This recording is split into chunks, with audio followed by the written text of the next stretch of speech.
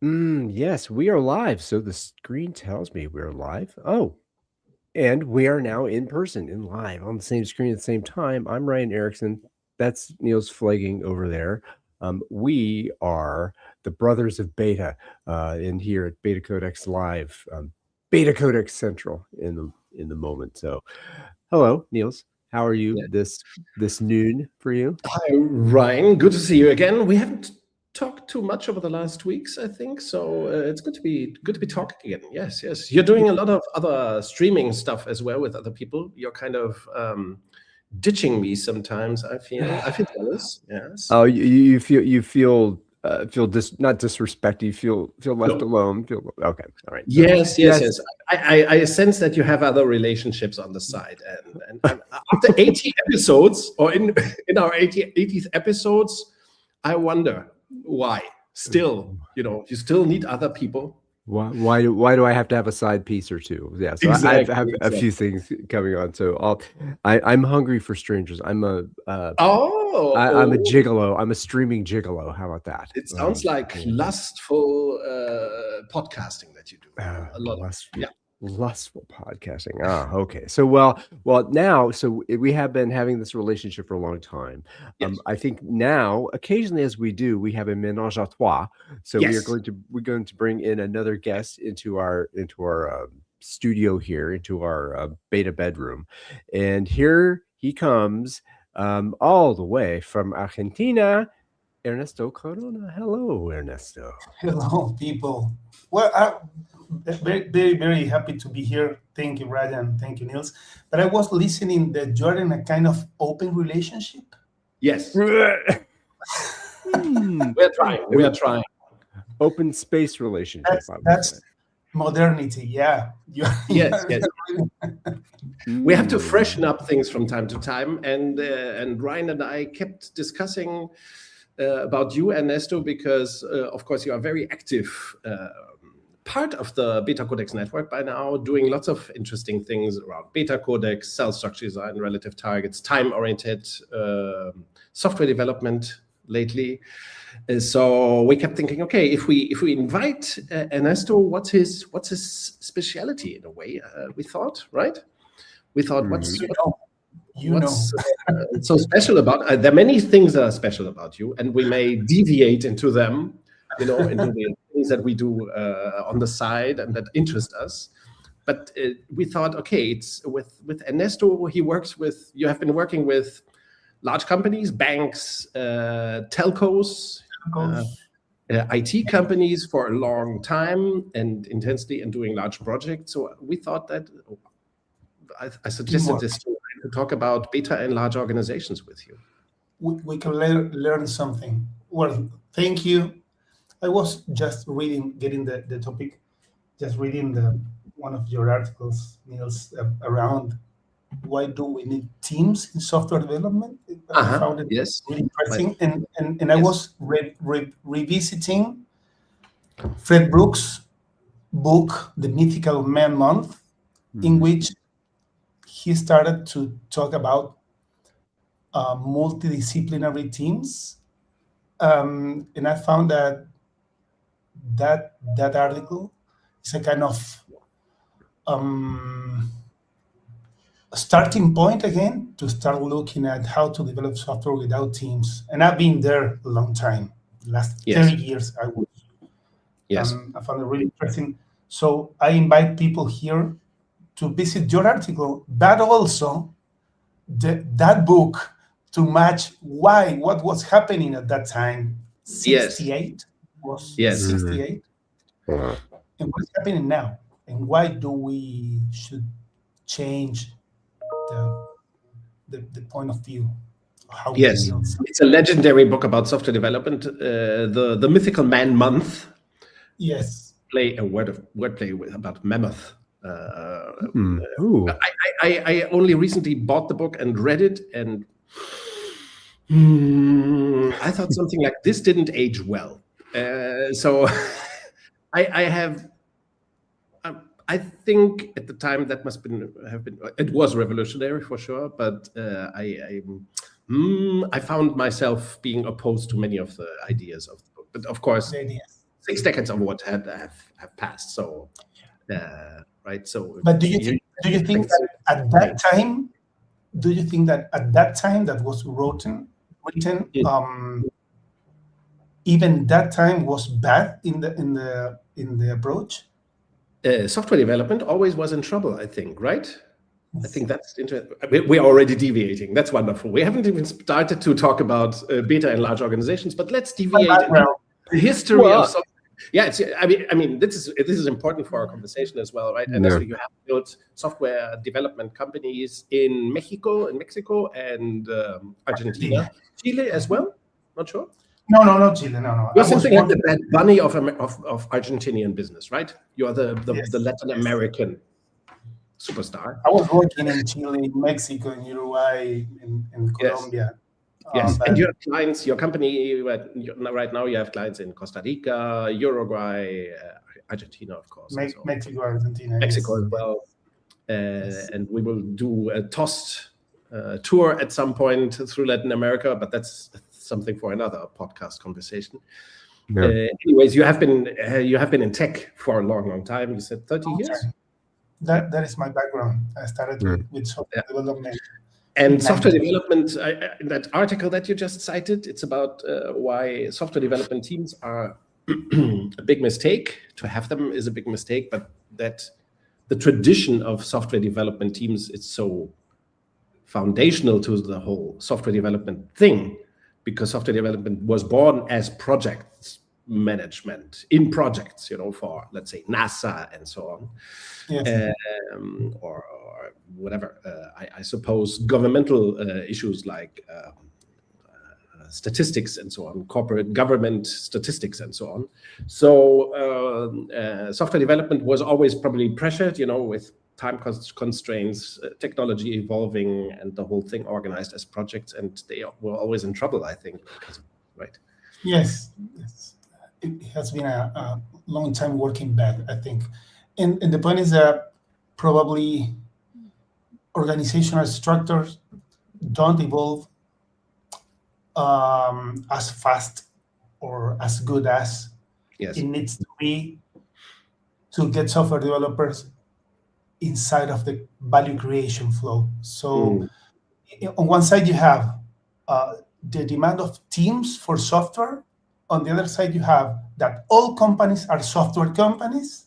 And you have on one side, because that is a message, all companies are software companies since 10 years ago, at least, or more. But never tried to rethink about how to organize software development differently. And one thing I suggested in this article is software is never developed by teams. So it is developed by individuals or duos or tandems of people. So if you put a team on top, that creates friction. If you then have steering committees or, other committees at the top, then you have yet more friction. Or if you put SAFe at the top, or matrix structures, or have functional division, create so much organizational friction that you can hardly get the code out. And you can accelerate the code development with AI, but still you won't get significant increase in output with quality. So yeah, that's where large organizations in tech and elsewhere stand, right? And that was my thought, because I was reading the article and trying to match what are the problems that I found when working with big or large organizations that develop software. And one part that you mentioned is we talk about development teams, but we still have part of the process out of the development process, requirements, testing, DevOps, getting into production, conceptualization, all of that are out of. So what is a team? It's a group of software developers doing something with something else that all the people do, defining and finding requirements. They are really, really disconnected from the value creation and from the customer. I found interesting. In most of my experience in the last 5 years were mainly telcos, not only the software part of telcos. As you know, a telco is kind of big monster with two parts, the IT part and the network part. And curiously, and the commercial part, I would say, right? No, yes, but from the development part of the product, Okay, yeah. and the commercial, you have everything. But when you talk with the CEO of the telco, they see themselves as software and network, and they try to keep that part separated. That is why you find commonly a CTO and a CIO with the CEO. Yes. That C level. All three of them, you're saying, like a CIO, a CTO, and a CEO. So separating the CIO and CTO. The CTO is for the network. CTO is for the network. So they manage what they call OSS, or all the part of billing and network infrastructure and routers and fibers, everything. Wires. Infrastructure, yeah. Switches. And switches, everything. And the IT part manage the software that put on is over that infrastructure, doing something. Yes. And that is the main problem that I found that they have, because they are silos since the very conceptualization of the company. Yes. Like all larger organizations, they tend to organize in that kind of silos and telcos. That's the typical structure. Even in advertising agencies, you have these kind of structures, between creation and production, for example, which is really it's the same. It's the same. So when you just to clarify, this is mate, okay? You know about mate? No? Have you? You're asking Ryan. You are being asked because I have lived in Argentina. Yerba mate I have drank before, but no, I'm not familiar with it. Have you tried it like this? I have not tried authentic mate. No, I have not. I have just regular old tea here. It's not. Yes, that's very nice. The mate tea from the tea bags, that's very nice. But the mate that Ernesto is showing right now, to drink it like that is very different in flavor from the tea bag mate. Much more bitter. Yes. But getting back to and the most beautiful thing, I think, is that the kind of thing that Ernesto has, you can hold it up again, Ernesto. Hold it up again. Yeah. This kind, you let it pass around, you let it circle. If you're in a group of people, you let it circle and everybody sips from the same cup. Yes. You share the mate with other people. And there are no hygienical worries about that. It's safe. Yes. Except in COVID. Wow. COVID, after pandemic, it was a little bit different. Yeah. It has changed. Yeah. Well, but you're talking, but that's very different. I think that's a good topic to get into in terms of the social system you have. There's a social system. We are here together. We are sharing a beverage together, and this is okay. I'm going to pass it to you. You pass it to me. I know you. I know you're not going to put a roofie in my drink or something like that. We're not strangers. Yes. We're here together. And when you get bigger and bigger and bigger, there have to be some rules to regulate who's in the group, who's not in the group, and we have this is our flavor here. No, you have that flavor over there, and so those distances tend to create delays in time. They tend to create misunderstandings. They tend to create suboptimal outcomes, right? So, and that I think is one of the insights of beta, and that was really foundational, was that this idea of being close together in teams and making decisions together, and we need this decision, and being very much in ensemble was totally different than what I had experienced so I was at IBM for a long time. Pretty big organization, few 100,000 people. And I was working for IBM at a utility company, 50, 60,000 people, and feeling the same different kind of structures that we have to go to the change board. We need to go to the BA group for this, the project management group for this. And then, we need all this kind of stuff that, and it just seems to slow stuff down. And we're not responding to the people who actually were delivering software to, is that there's so little listening, and that totally goes out the window when we're talking about sharing mate together. Yes. and doing that. when you're here in Argentina or Uruguay, mainly Paraguay, can be when when someone appears in a round, if you are drinking mate with friends or with the family, even when you don't know that person, you offer a mate. You like, it doesn't matter who that person is. It's a ritual of inclusion, so to speak. Yes, a rite of passage as well. It's very, very subtle. It's very nice. And Very even unique. if someone, let me tell you, if someone says no, it's quite like if that person is discouraging or unrespecting you. Sometimes someone says, "No, I don't want. Thank you." Well, what's wrong with you? Wow. Yes. Why not? Exactly. Well, and here's another thing. Well, if you have a "what's wrong with you" response in a large organization, there's less of an incentive to actually have a conversation about what that is, than if you're in a small group with people who are, I know you kind of, but okay, well, why don't you with this? Let's talk. Well, oh my gosh, let's talk to each other. Oh my God.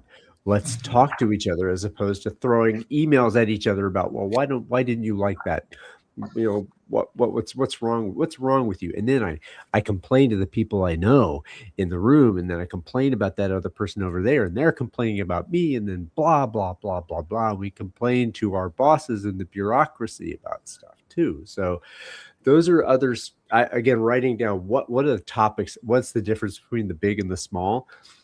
Big bureaucracy, right? Big rules and stuff that gets in the way of who gets to drink the mate and who's writing the road. That combines well with the topic we want to talk about today, beta in large organizations, and why is beta so important for large organizations is an aspect of that, right? How to make large organizations feel small and be team-based, and how to give power to the teams in a beta in a large organization, which makes it a beta organization. Necessity. It means decentralization. It means power to the periphery, and to devolve power to cells in the organization's periphery means to make them mate capable, right? To make them yes. Make them intimate and give them social density and I think the benefits of that should be obvious to everyone, at least who's listening to us, right? Why that is beneficial should be clear to everybody who's listening to this right now, watching this right now. But how to get there is not so obvious, maybe. Ernesto, you wanted to add something? Oh, well, I'm thinking while you're saying this is, which are the main blockers that I found when I get close to the CEOs or the people in large organizations that want to make some change. Most of them like beta when they hear what it is. Yes. They found kind of obvious concepts. Yes. But the main problem is we cannot do this as fast. We should do this slow. That's what the executives or senior people in organizations tell you. Yes, they tell you, wow, it sounds super straightforward, but we shouldn't do it fast. We should do it slow, right? Is that what they say? Yeah. Yes. Yes. And we hear that sometimes. Yes. Well, and why is it? And I mean, the question, why do you need to do that? So what's the reason behind this? I would say resistance, but no, we don't talk about resistance here. Very good observation, I think, as well. There is a mindset belief that tells people, oh, we have to take this slow. Right? I think the point is philosophical. Is they recognize that change outside is happening fast, and they cannot manage. They cannot manage, but outside of the company. But I think the change that I can manage, I should do it slow, even when outside things are happening fast. Yes, it's kind of it's the same. It's the same as. It's a paradox. Yes. Yeah. Change is fast in the world, but we cannot do it fast because we have to take care of uncontrollable. Because it's uncontrollable, right? It's control. You're exactly right, Niels. It's control. The world is, I have control of my little castle here, right? My silo, I'm in control of my castle. Yeah. So we will do things at my speed, the way I say we will do it, and thou shalt follow, right? Instead of, well, the world, I can't control the world, and I'm afraid of that. I'm afraid of something happen that I might not predict or plan for. By the way, let me tell you a little story about something, contact with a large organization, 5,000, 6,000 people, all in all. That's not so small, right? Yes. It's rather large already. So I had a meeting with the whole board, the directors team, 4 people, and we talked about. They wanted to talk about how to get rid of budgeting and relative targets and so on. So we did that. And of course, quickly we got into the question of decentralization and self-structure design, and they got confused immediately because that's a lot of stuff to think about. Yes, all these differences between beta and alpha, which they are used to.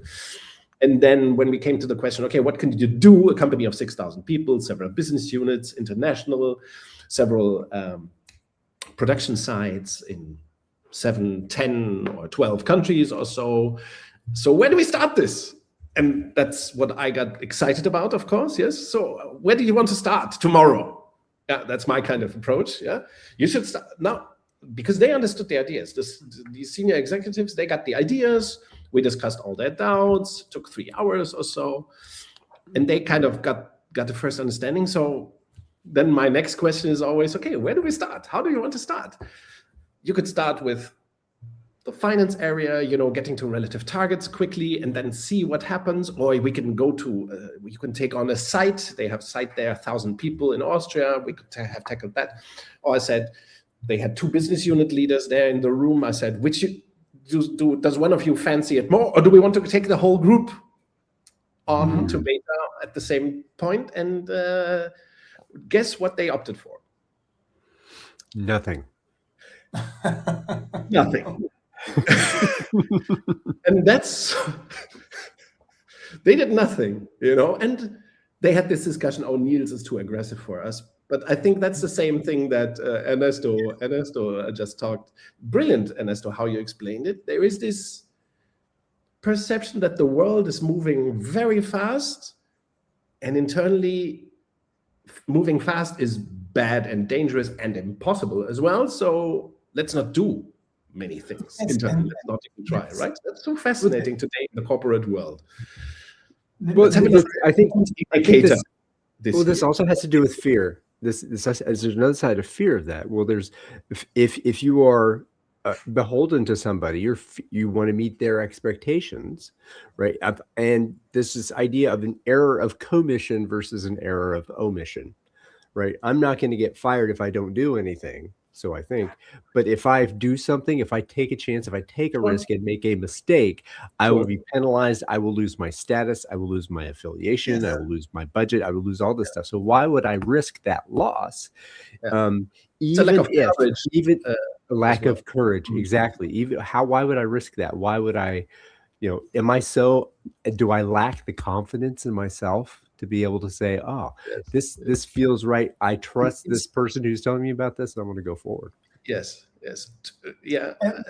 Let me tell you that probably another paradox, a few things that I'm thinking when I'm hearing you, is the illusion of control that put that mind into the decision. And the other is that it's the same paradox as I want total freedom outside my company. I want total monarchy and control internally. It's the same. Yes. The society self-hypnosis through plans and targets. I want monarchy. I want change is fast, but not here inside because I have to control. Stop that. Yes.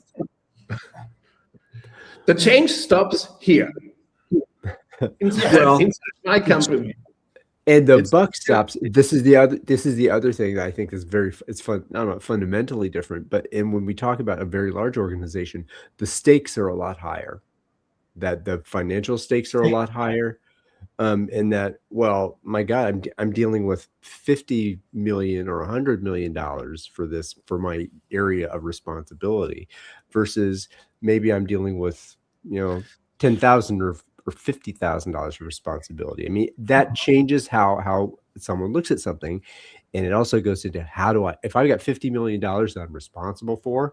Oh, I have to account for the budget, and then if I have a budget, I now have control, because I can control how that money happens, right? But then if I take away the budget, I'm kind of taking away my control, and there's a lot of stuff that happens in there I psychologically. recently saw this post on LinkedIn just the other day. Somebody complained about the stupidity of budgeting and planning, and how it doesn't work, how it takes out so much effort and it's worthless. And then the conclusion of that little post was, well, let's simplify planning then. Not take it away. How can we end it? What are the alternatives to planning? How can we get rid of budgeting for good, as it clearly doesn't work? Yeah, we will improve it.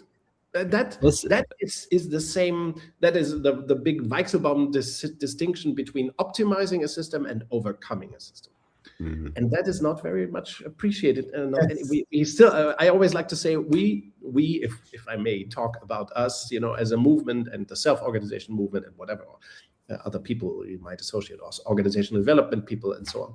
We have to teach senior executives or managers that optimizing the system is not enough. Optimizing a system is okay for a while, and if the conditions outside aren't substantially changing, but if they change, sometimes we have to go into the work of overcoming the system, get rid of stuff like budgeting, planning, software development teams. Scrum now is another thing I think that needs to people need to get rid of, even though, oh my God, we just adopted Scrum 10 years ago or 5. Yeah, that might be, but still, it's not working. So we have to overcome the system. And this distinction, the optimizing the system is so deeply ingrained, it's so much practiced. It's like, it seems to be the only way, optimize. But it's also a vice, Well, that's scale, Niels. You have to scale. You must scale at all costs, no matter what, and go faster and faster and faster.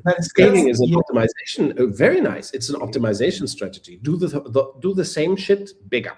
And do it faster, with less people. I would be wonderful if someone came out with a book that was read that said, do twice the work in half the time. I wonder. And oh my God, you don't have to think differently. That's what Mr. Sutherland preaches. You don't have to change a bit. No, just do everything the same way you always did, but just you just do it, twice as fast, and go to hell twice as fast. By the way, mergers and acquisitions before scaling in the 90s, it's also an optimization thing. Let's not change the system. Let's not overcome the system. Just double it, make it bigger. So all this capacity, volume, market share, scaling obsession, it is an optimization. It is driven by an obsession with optimization. Very interesting point, I think. And very important for us to understand. Organizations, this might take us to the level of discussing why isn't changing a small organization easier than changing a large one or transforming a large one. And let me tell you, sorry about that, because okay. Some of my clients, two of them which are really big, one is IBM, you know it, and the another one is Red Hat. Mm-hmm. In the process of merger and acquisition that took place 5 years ago. Yes, they merged 5 years ago, 10 years ago, not sure. 5. It was 5 years 20, ago. 10 years ago, I think. No, not so much, less. Yes. The point is, the bigger one kills the smaller one. All time. The system, yes. It's gobbling up. Yes. It's kind of the big fish eat the small one. So all the nice things from the open source community, all the openness that Red Hat used to have, now is jeopardized, or now is hidden. We still love Red Hat, by the way, right? Yes, I work with them. No, but the point is that is happening. But a lot of culture got yes, smashed. Parts of the open source culture at Red Hat got. It's still in the product. It's still in the product, but not in the structure or commercial and whatever. Yes, because the big system put so much pressure in the small one. Command and control. Yes. Well, the system is stronger. The system is more stable, and the system is it has been built over time. Is a very, very, I would say, a very bony kind of very. But let's talk this. Let's turn this around. Mergers and acquisitions are proof that systems can be changed very quickly. Yes. Yes. That's a proof. No, it's not a problem. It's good that to know. Look, when organizations have mergers, typically one of the systems gobbles up the other. It's like the Borg. Like the Borg in Star Trek. One system is assimilated by the others, and the one that's being assimilated, it will change. So overcoming a system can be very fast. It's a fact. By the way, there's one beta company that kind of perfected this kind of approach of buying companies and turning them beta in the 1990s. The company is called Alcell from Sweden. So they bought smaller companies and turned them into, or assimilated them into their decentralized beta structure. So that is possible as well. What we know is that transformation is fast. I always like to highlight that with my larger clients. If you believe that change is slow, you're just not you haven't done it right for a long time, and you might be lacking experience, or you might be, in denial of historic events where the system changed fast. Because larger organizations, let's take IBM, it has transformed itself many times, and sometimes to good place, sometimes to worse, becoming more alpha or more beta. All that has probably happened, or the methodologies might have been terrible. But it's very important, I think, to sadly, even organizational science or management science doesn't appreciate that when you transform a system, when you overcome a system, it doesn't matter if the system has 20 people or 200,000. It doesn't make much of a difference. Sometimes I like when my clients are a bit larger, because then they have more of the terrible processes. When you take them out, you have a huge, relatively big disruption, taking out budgeting and fixed targets and HR processes and finance processes or the marketing department and so on. You immediately have a lot of effect, which in a 20 people or 50 people company you may not have in that way, because our budgeting process is so feeble and so on. So changing a system, it always takes the same amount of time. Or put differently, organizations are not ships. So no company is a super tanker. IBM is not a super tanker. Siemens is not an oil tanker, and startups are like steamboats. I hate that metaphor because it's obstructive, destructive, it's dysfunctional and wrong. No startup is a small sailing boat, and no large organization is a super tanker. Every system can overcome. The metaphor is just wrong. Don't take ships as a metaphor. Because that doesn't work for us. Ernesto? No. We have doing that a long time. Considering organizations as ships that should navigate in some place. Yes, and they have a powerful captain at the top. That's just a command and control heroic bullshit metaphor. Yes. What I was thinking lies in the face of overcoming the system, transforming the system, working on the system, and make transformation fast. We know that transformation is very fast.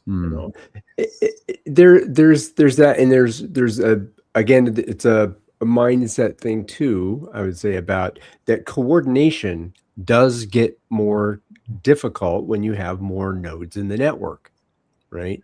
Mhm. Is in terms of if you have it's easy for it's alpha. even harder for it's harder for the three of us to talk together than it is just two of us to talk together, because we have to negotiate and do those kinds of things. Yes. And then when you have negotiations over 550, all this kind of stuff, well, oh my gosh, it's so Yeah. hard because we have to coordinate, we have to orchestrate and control the relationships of every one of these things. Well, of course, it would seem undaunting. It would seem like that would take a long time. Yes. But what the insight that you have come with beta, and certainly with open space beta, is that, well, okay, everybody does this in 90 days, and we change all the systems at the same time. You are coordinating with the people who are doing the work for the purpose of doing the work. Well, oof, boy, that feels, doesn't feel wrong, but it certainly feels different, you know. Mhm. And it's like magic. If it were a ship metaphor, it would be like taking a ship and just, choosing a magic wand to blow it up into 10,000 speedboats. It just doesn't happen. Yeah. Okay. Yeah. Still. Yeah. Okay. Kind of. It's a horrible metaphor. It's still a horrible metaphor. But I was trying to keep it nautical. No. I was thinking, if a network needs coordination or needs good design, because if you have good design, probably you don't need so much coordination. That seems to be something that someone does over the network. Okay. Let's turn the big ship with a magic wand into a regatta. Turn that ship around, says David Marquette, right? Yes, David Marquette. That book. Yes, I know. Don't provoke me. I think it's one of the don't get me started. Most terrible command and control books, and I hate that it got popular in the agile scene. Yeah. We all know. Yes. No, but do you know what a regatta is? Yes. A competition, a sailing competition. I think that's a better metaphor. A beta organization is more like a regatta. Like a Formula One race. Or Formula One race, yes. Okay, if you like cars, yes. You can what I mean is you can keep sub-optimizing your car, but if the other are faster because they have new technology, new ways of working, whatever, you never will be competitive there. Yes, yes. Or if you do that, this is, I think, from one of the early beta papers too. Also, you talked about the team coming together in 6 seconds and kind of totally changing all the tires, doing everything in the whole engine, and then playing. Can I go back to the metaphor? No, you cannot go back to go back to the metaphor. Every organization is already a Formula One race. Every organization is a regatta. You just do not let everybody sail or drive or improve according to what they need and want and can do. So I think that's the very powerful insight, that we do not need to make people be more willing to, change or to be self-organized. It's the organizational system. Once we say that large organizations are super tankers, we break the will. We turn organizations into prisons on a death planet, Another stinking metaphor. Okay, but yeah, okay. So organizations are regattas. They are races.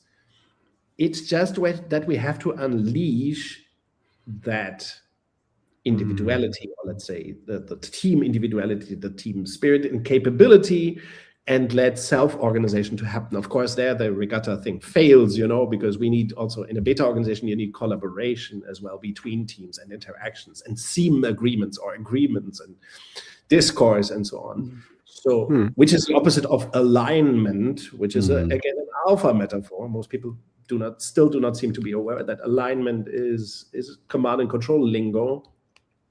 Yes. Yeah. So large organizations are capable of self-organization. We just have to liberate it, and that's why it's not so hard. I remember this story of DM Drogeriemarkt, a retail company here from Germany. Ernesto, when you were here in December, we went to a store, DM, the shop that we went to. Market, yes. Yes, they have like makeup stuff and household articles and everything you need in the household, and beauty, health, cleaning, and so on stuff. CVS for those of you in the US, by the way. Yes, only much better. But yes, so DM transformed itself in 1991, and I talked to the main owner and co-founder of the company, Götz Werner, several times, many times, in fact, and he always said the stores, they were very fast to adapt. The problem was headquarters. They never were able to drive out, or they never succeeded in completely driving out hypocrisy and arrogance at the headquarters. So that's the challenge: how to change the system so that people can lose their arrogance of steering, or their ignorance of the fact that their organizations are already racist. Race as as a regatta or a Formula One competition, and to unleash this power of self-organization. That's the challenge. And to that, of course, we need to change performance processes, performance systems. Decentralization alone or creating a self-structure design is not enough. We also need performance systems without centralized steering, without the budgets, without the plans, without the fixed targets, without the bonuses. Ernesto? Yeah. Yes, I was taking some notes. I think that when we try to help companies to decentralize processes, Yes. even using beta with all the laws, or trying to decentralize, I think one good starting point is relative targets is really, really good, because they start to understand how to compete against themselves and benchmarking the competition and other things. So you have a big learning there. And let me enumerate some others. Yes. They are worried about velocity of change. They don't understand that the velocity of change is outside. They cannot manage, but they want to control inside. They don't pay attention on competition. But this is where they only see themselves in the market share and the revenue and the gross profit, but they don't see competition. They don't analyze trends in time. So they are lost, because that works only when you have the big market share part. But when you're what I usually do is they show me a table of this is our market share and we are a top position. Okay, but if you zoom the second and the third, they are bigger than you. So I don't know. so you have competition. Yes. And they are faster. And the other is they have been designing the company for size and for the use of resources. So you have all the people worried about size and use of resources. Yes, obsession with size and steering, right? Or control. Yes. So if you have to turn back around and say to the same people that you have been working on designing for size, telling them that now it's a bad metaphor and you have to change and design for value and periphery and decentralization. Time orientation. Time orientation. That helps. We have been conversating and how much time orientation helps to adopt AI in the companies. And the other is compliance. They are always worried about compliance. And I think compliance is more of a straw man argument, a substitute for I do not want to change, but I do not want to question my assumptions about change and fast change, and etc. So I put out a straw man. Somebody is holding us back. The government, the competition, regulation. Very convenient. It's very convenient to blame someone else for that. Internalize the need for, because this distinction between the world is changing fast, we acknowledge that, and it has always changed fast, to be short, right? But we need to control change. That's the firm belief some way, and you have to make an argument, a case for that. The world is changing fast. We cannot and will not and need not and should not change fast. Why? Compliance. Our clients are too slow or dumb. I have often. I sometimes in my client workshops I hear, yeah, but if we decentralize and our clients are centralized, does that even work? And that's just bullshit, of course. That's just like a straw man. If we deliver car parts to Volkswagen, they are centralized and we decentralized. Will they accept it? It's another straw man argument. These are made up problems, you know.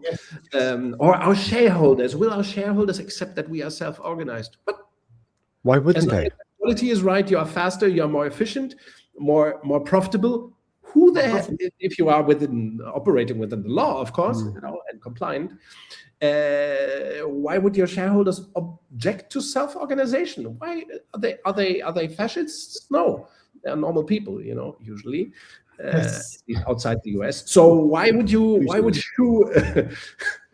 little provocation here to our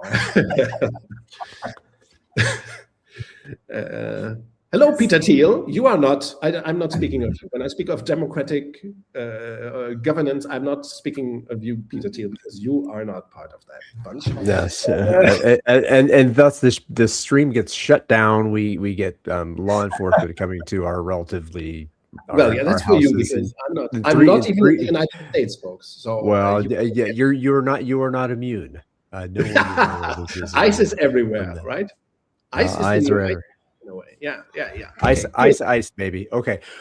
So Ernesto, did you? I wanted to riff on one of the pieces that you had in there. Or did you complete the thought that you wanted to have before Niels and I just stomped all over you? No. Yes. That 4 points, or I think that they are the thing that an executive thinks about when they want to change big companies. They are afraid to rethink the power structure that they have. And I think that if we don't talk about profitability in a good way internally, if you design the company, you will be more profitable and the people will be better. That is part of the system. You cannot leave that part of the conversation outside of the table. And it's one of the core principles, right? Yeah. It's the all around success principle. Yeah. Yes. Well, if you don't have profit, you're not going to survive. You have to be a going concern as a business. But you mentioned one word that I think was great, and right there, it's the design. It's that the cell structure design. It is design. It is intention to say here are the principles we now have. Here are the processes. Here are the protocols that we have for being together.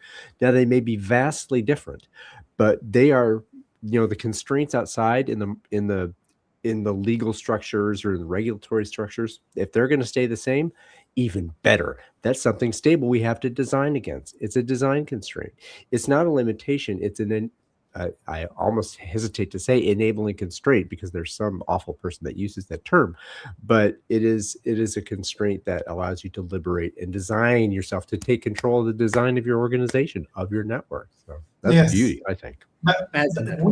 We as practitioners, yes, yes, that message that you show up, Niels, is very important. We as practitioners of beta, we need to put that in the table. And because I don't know why people think that when we talk about decentralization and beta, we're not talking about profit. We're talking about profit. Yes. Kind of,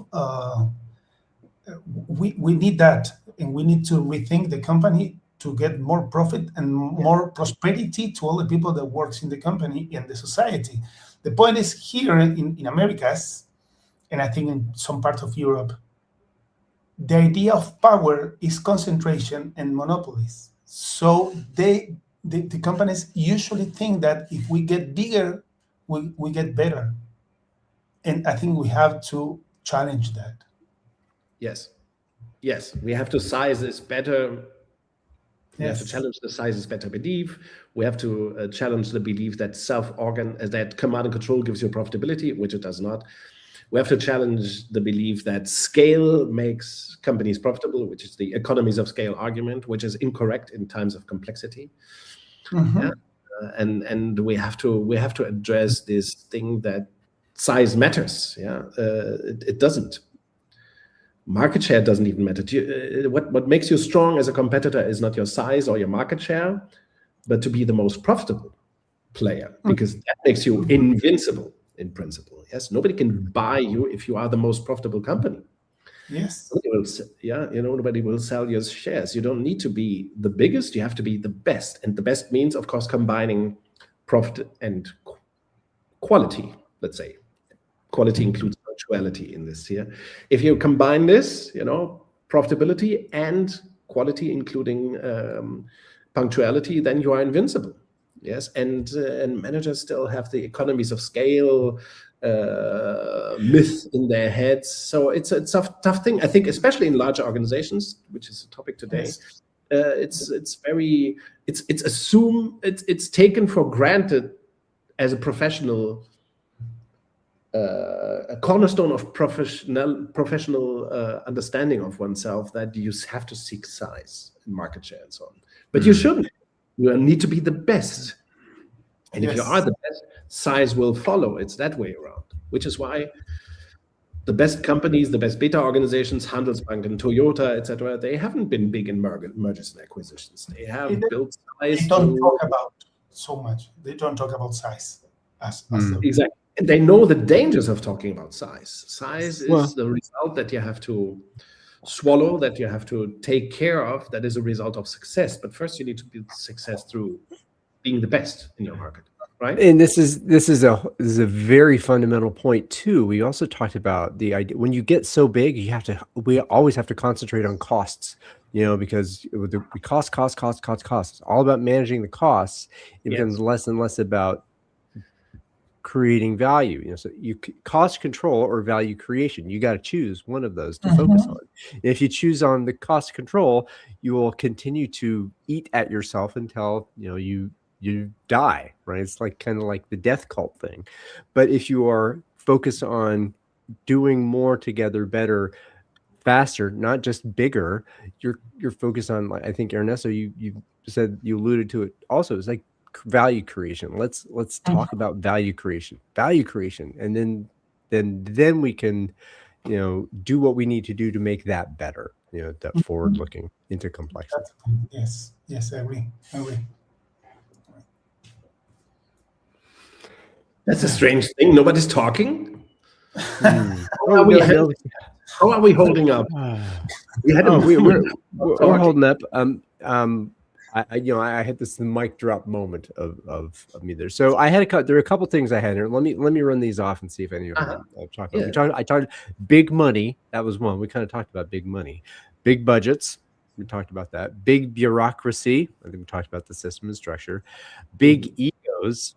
Maybe we talked about ego a little bit, possibly. The idea of status, that I've done this way. I have great status, and I've reached the top of the pyramid. There's an ego thing there, and this doesn't have to strike you. Fear. We talked about fear, pressure, and stakes. The other thing I wrote down when I was brainstorming myself was that the McKinsey effect. Like if I've had McKinsey in the room for 10, 15 years, I'm just going to listen to whatever they say. I'm going to blame them if it goes right. I'm going to take credit if it goes right. I'm going to blame them if it goes wrong. I don't have to worry about that. So why, unless McKinsey says decentralize, why should I even do it? I wonder if that's encountered by either of you. That's kind of a hypothesis I have, but that there's this external influence that is preventing beta from happening in large organizations. So I would pick the status aspect for a moment. Yeah. It reminded me of one of the transformations that we did in 2024 with Bayer Bitterfeld, which is part of Bayer Group. Very much in the news right now because they finally seem to be able to settle on their Monsanto legal cases in the US. So, but most of the people listening or watching must have heard of Bayer's DSO initiative, Dynamic Shared Ownership Initiative initiated by Bill Anderson, the company's CEO. Well, Anderson, yes. And as is well publicized, we did this DSO transformation as a beta transformation with Bayer Bitterfeld, a large production plant here in Germany. And how is that connected to status? I think it's interesting if you do this kind of transformation work from alpha, command and control, to beta, and bring a decentralized cell structure to the company and a relative targets performance system, then many things will happen. For example, in this company, Bayer Bitterfeld, they had 78 managers or leaders or whatever you might call them. And after our transformation, which was after 90 days, they had 16. So they went down. The size of the managerial team went from 78 to 16. Of course, not all of these people, 60 people or so, who left their managerial positions, left the company. They didn't. Most of them didn't leave. They just returned to value creation, as we like to call it. They became, responsible for production or quality or whatever, but without the managerial role. Does that scratch some egos? Yes, it might. Right, and some people might have left, for other Bayer Group companies or units or to the job market because they cannot handle the loss in status that might be associated with being a manager. However, for a company's health, of course, and profitability and punctuality and quality, it is very healthy to have only 16 managers instead of 78. So much less meetings, so much less coordination, of course, they eliminated entire management processes internally, like budgeting, yes. which makes less managers necessary. They eliminated departments and decentralizing decision-making to teams. For example, they dissolved some of the quality area and allocated these people back in periphery cells, periphery teams. All that kind of stuff happened. So does that interfere with power, as Ernesto said before? Mm-hmm. Yes. Does it interfere with ego? Yes. Especially with male ego, which I think is part of the problem. Yeah, male ego is a big problem.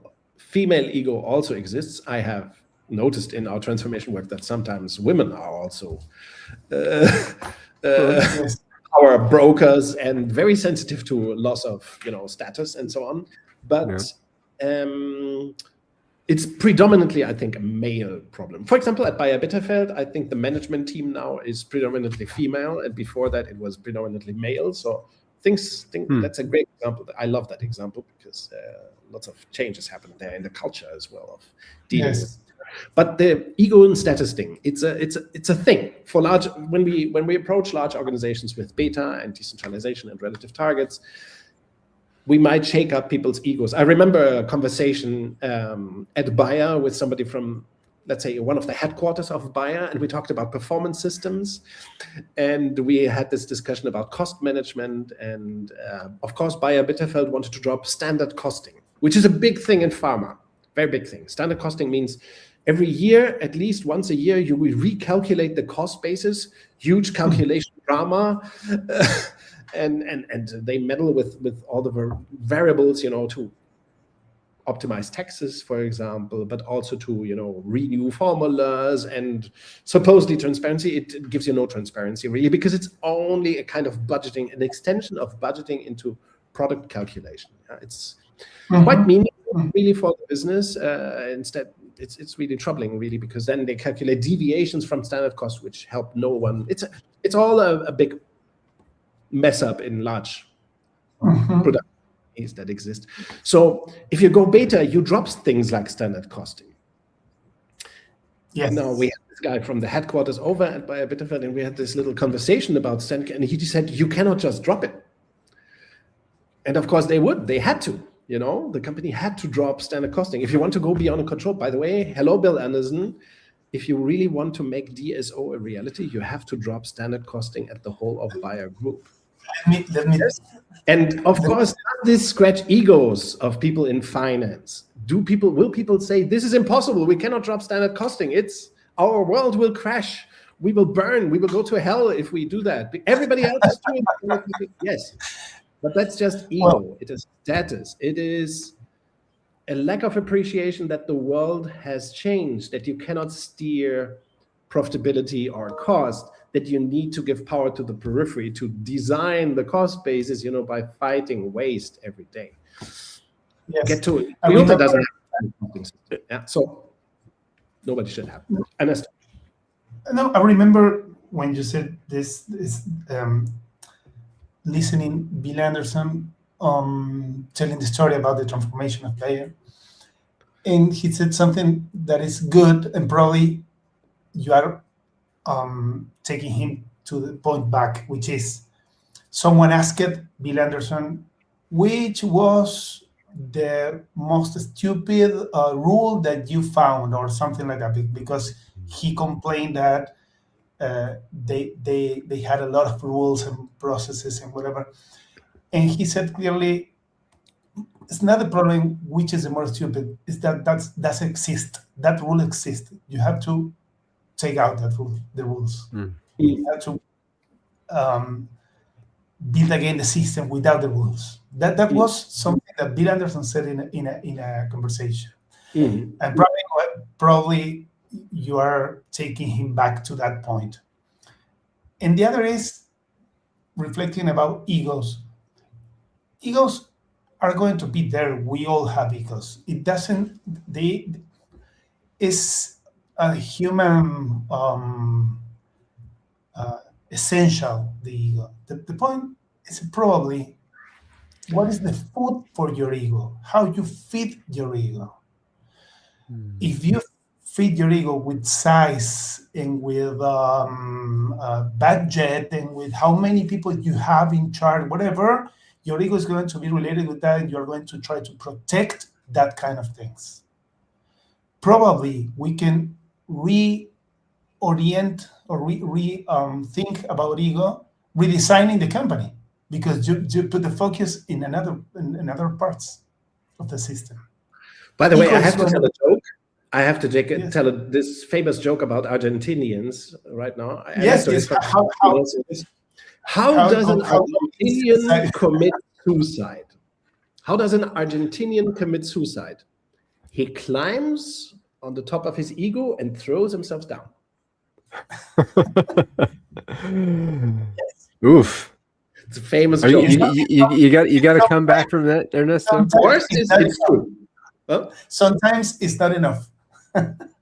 Sometimes it's not enough. You still survive at the bottom.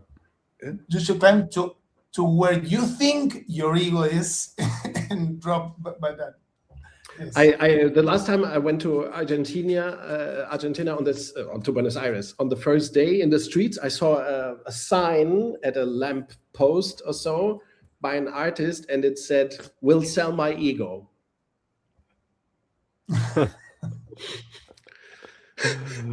Argentina is in financial troubles, right? So we'll sell my ego. Oh. That's the biggest thing that Argentinians have left, right? We're in financial trouble all the time. This is our nature. It's culture. It's the culture. Yeah, the culture is the shadow of the system, though, is it not?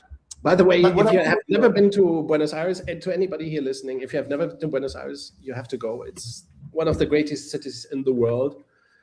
So fantastic. By the way, on the same morning, I went to Buenos Aires I came in to the city very early, and I went around in the neighborhood to a few stores, and I went into a bookstore, and I immediately met a person who I know, a woman who I know, Melina Chachamovic. Do you know her?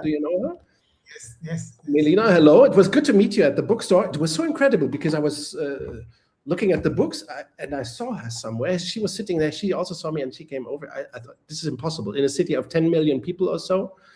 And I arrive after many years for the first time, and I immediately meet somebody in the street. It was amazing. It was really a coincidence because we have been in touch. I remember you told me that. That was when we were taking funny thing. Yes, ego, status, power. Of course, these are very important in command and control.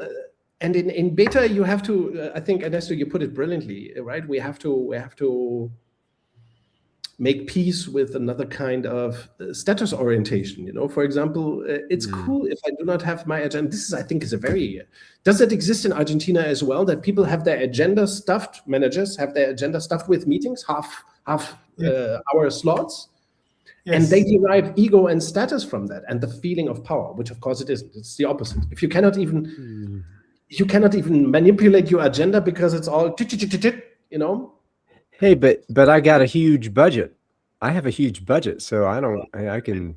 Yeah, my budget's bigger than your. My budget's bigger than your budget. So if you can charge your clients with your bad processes, it is always to be okay, because you have that kind of bad use of time is in the price of your product. Sure. So always paying, not the budget. It's not the budget thing. It's the client thing.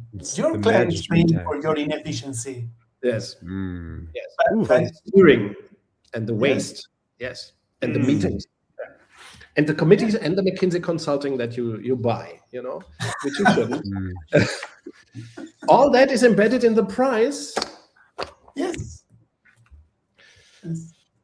Yes, ego, status, power.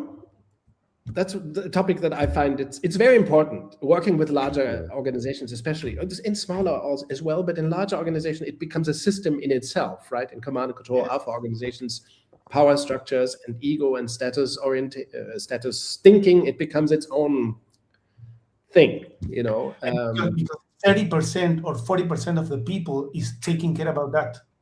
That's why I like to tell my consulting clients, which are general managers or CEOs, I tell them, you will have a total change in lifestyle. You are the biggest beneficiary, very personally, because your life after this beta transformation, so in 90 days or so, within the next 90 days, you will have a totally, but it's not smooth. You will have much less meetings. Yeah, there will be no committee. You will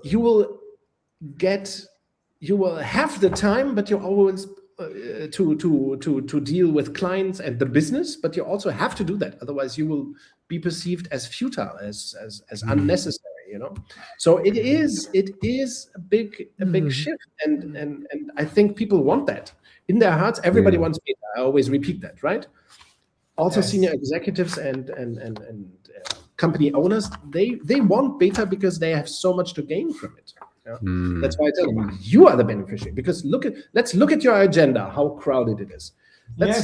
Imagine we can slash 80% of the meetings just through structure and decentralization and relative targets, self-structure design and relative targets, and you will have 80% less meetings, and you will have time so people can walk in and talk to you about the business. And well, I wanted to say that you're talking about time orientation too.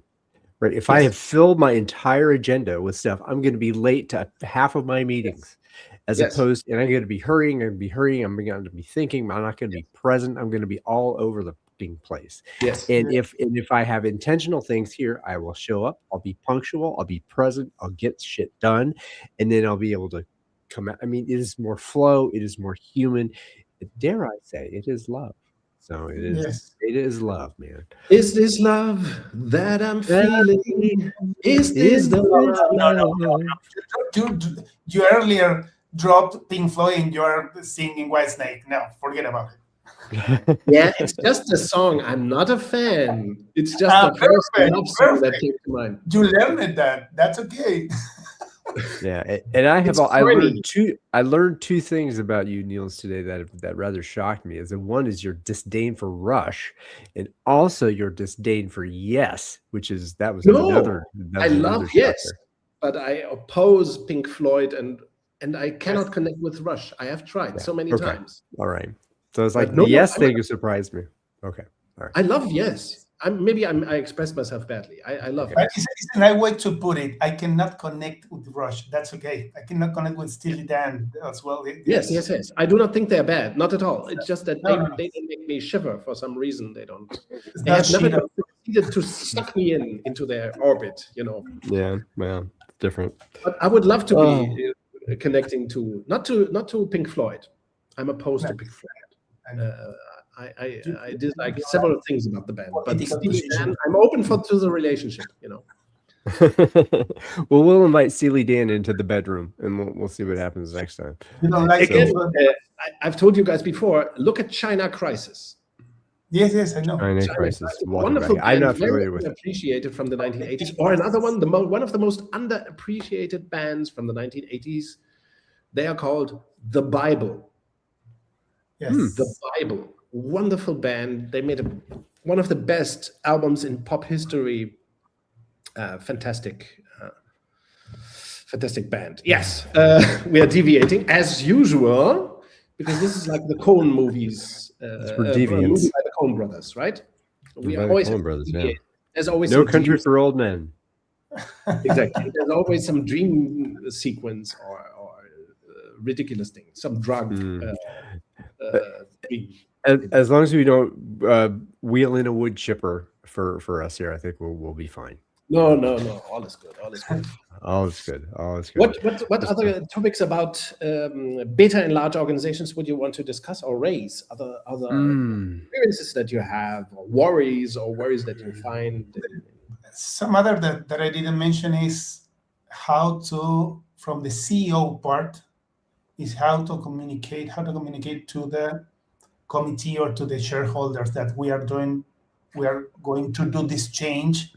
Yes. Without shocking them. Even when they have been dealing with really difficult situations, they don't know how to convince them that beta is better or that decentralization is better in value creation. Okay? Yes. And that was hard for me. Yes, it's something that beta consultants like ourselves, we have to learn it to talk to shareholders, to owners, or help our clients who might be general managers, CEOs, to talk to their shareholders in a different way. Something that Silke and I have learned, what to. Sometimes they see them, the people in managing positions in the traditional structures, see them, the shareholders, as the dark side, someone that you cannot speak to, you cannot explain, they are not going to understand, they are only worried about profitability. That is one important thing. That's why we should talk about profit. But yes, and that's a message for the shareholder. And beta automatically gives you a jump in profit. That's one of the things that we discovered since we have been doing open space beta, that already during the 90 days you have a little bit of improvement of profitability, and right after the 90 days there is another jump usually, and there's no serious way to explain it, in detail. You can detail it very much, go down the details. Oh, where have we slashed cost? Like at one of our clients, they reduced the amount of parking lots that they rented and the amount of servers that they rented, and they eliminated servers that they had standing around and that weren't generating anything. And of course, some people might leave, manager of department XYZ, and you may not substitute that person because the department doesn't exist anymore, and people can self-manage without a manager, self-organize without a manager. So profitability will increase almost immediately a bit, and then more and more and more over time. We also like to say to our clients, large and small, that the beta transformation pays for itself usually during the 90 days already, because we figure out some serious waste during the 90 days that gets eliminated straight away. So it pays for itself. Or if we slash, of course, once we slash HR processes and finance processes, performance appraisal, budgeting. I think this bonus, wasteful bonus processes, and so that saves so much money. And I do not mean in bonuses for people. You mean benefits, maybe, but the benefits to people. The thing that you're talking about, I think that the aha from here, you're talking about the different kind of conversation you need to have with the different level of person of authority, and because of their ego and their stats and all that stuff, it's different. They're playing a different game. It's not like they're not human, but they're playing a different game inside their. They are not human.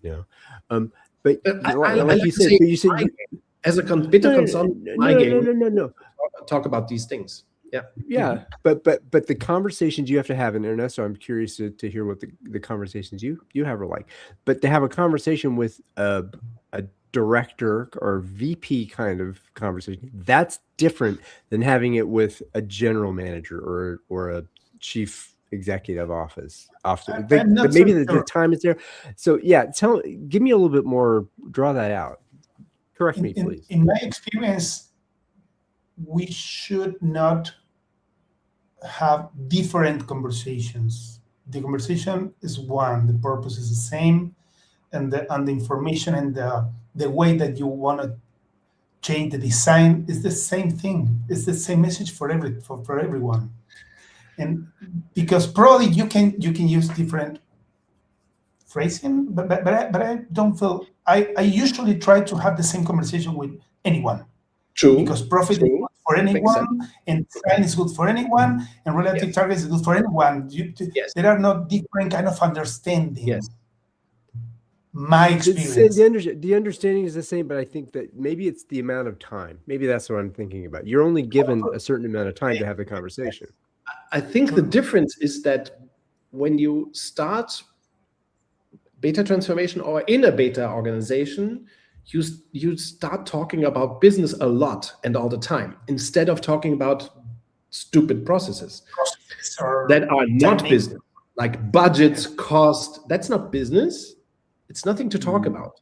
We don't have to talk about cost. We have to talk about value creation and waste. That's a different discussion. It's different words and different conversation, and it's more business related, because once you talk about, this is just an example, of course, but once you talk about stuff like cost or cost management processes, you distance yourself from the business. You become the same with a bureaucrat yes. by nature, right?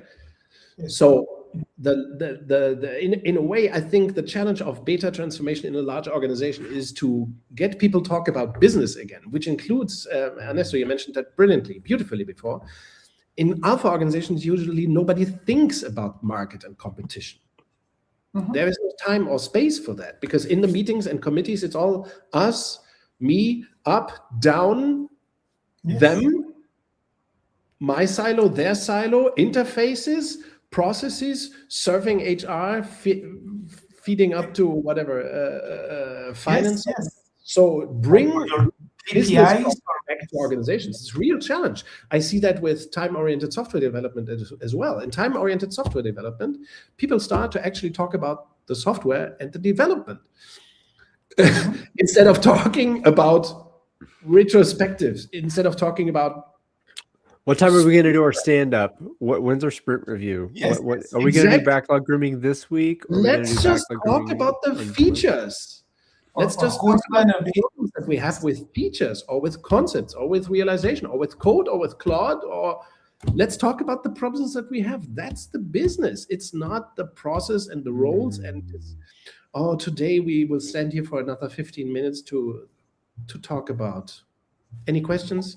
That's not business. So bringing back the beta brings back business to business in a way. Yes, that's nice. And that was the problem with agility. Agility was taking as role discussion. We have to do agility. It doesn't matter the business impact. Yeah, and estimation. That was another huge discussion. I'm not sure if it's still story points. Oh my God, story point. Estimation, planning, planning, the poker game. When I heard about the estimation poker the first time, I thought, okay, this is what people who do not know how the work works do. How much stuff can we fit in the bucket? How much stuff can we fit in the sprint, which is batch processing. That's not Toyota-like at all. It's not about flow. It's the opposite. So this distancing from value creation and from the actual work, I think that it troubles all larger alpha organizations because you have entire departments or silos that they turn their back to the business effectively. Yes. And that it has an effect on people. It creates a need for status, ego, and power as well that is not related to the business. And that, by the way, is something that I have seen at Bayer, and I am not quite convinced that Bayer has already driven it out. So as much as Bayer may be talking about DSO, I haven't heard that it's all driven out, all this ego stuff from headquarters in Leverkusen and in Basel and so on. I'm not quite convinced. I do not see the signs. I do not hear the stories. I would like to hear the stories from signs everywhere. Signs. That requires some very serious, transformation work to drive out the processes and the ego and the committees and the many ladders of hierarchy. And Deming said, drive out the fear. And drive out the fear, bring in the love, yes, and bring in the business. Love is business, business is love. That sounds like a Prince lyric. Love is business. Coming soon from the Pflaeging Trio. Love is Business. That's the album that we're going to be on.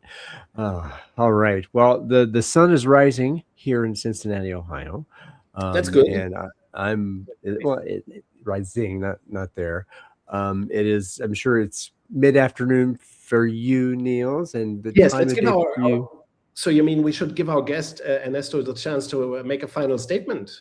Yes, Ernesto. What was the gift that you received from our dance here today? Our bedroom bonanza. No. Well, the first is being really thankful for the space. I think that we get through several points that are interesting. In the last part of Niels' talk, I found that when companies don't see the market through the competition, they are seeing themselves as silos. You should, getting back to the regatta or Formula One, how do you know that in which position you are and how competitive you are? Because you are seeing what happens around you.